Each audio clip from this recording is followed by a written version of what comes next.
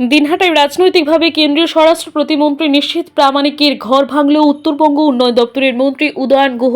মন্ত্রী উদয়ন গুহের হাত ধরে বিজেপি থেকে তৃণমূলে যোগ দিলেন কেন্দ্রীয় স্বরাষ্ট্র প্রতিমন্ত্রী নিশীথ প্রামাণিকের দুই জ্যাঠাতো দাদা সুনীল বর্মন ও জগদীশ বর্মন। এদিন মন্ত্রী নিজ বাসভবনে তাদের হাতে তৃণমূলের দলীয় পতাকা তুলে দেন উত্তরবঙ্গ উন্নয়ন দপ্তরের মন্ত্রী উদয়ন গুহ। সদ্য তৃণমূলে যোগ দিয়ে নিশীথ প্রামাণিকের দুই জ্যাঠাতো দাদা জানান, তারা এতদিন বিজেপি করলেও এবং তাদের ভাই স্বরাষ্ট্র প্রতিমন্ত্রী থাকলেও কোনো রকম সুযোগ সুবিধা তারা পাননি, তাই অনেকটা আক্ষেপের বশেই তারা এদিন তৃণমূল কংগ্রেসে যোগ দিলেন। সুযোগ না পাই, যেখানে পাবো সেখানেই তো যাবো। আমাদের কথা হলো একটু আপনাদের কি গুরুত্ব দিচ্ছে না কোনো কিছু?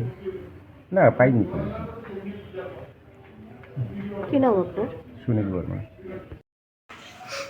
যারা অন্যের ঘর ভাঙবার স্বপ্ন দেখে, যারা মনে করছে তৃণমূলের ঘর ভাঙবে, আজকে তাদের পরিবারের সদস্যরা তৃণমূল কংগ্রেসে যোগ দিয়ে তৃণমূল কংগ্রেসকে শক্তিশালী করবার জন্য আমাদের হাত থেকে পতাকা তুলে নিলেন।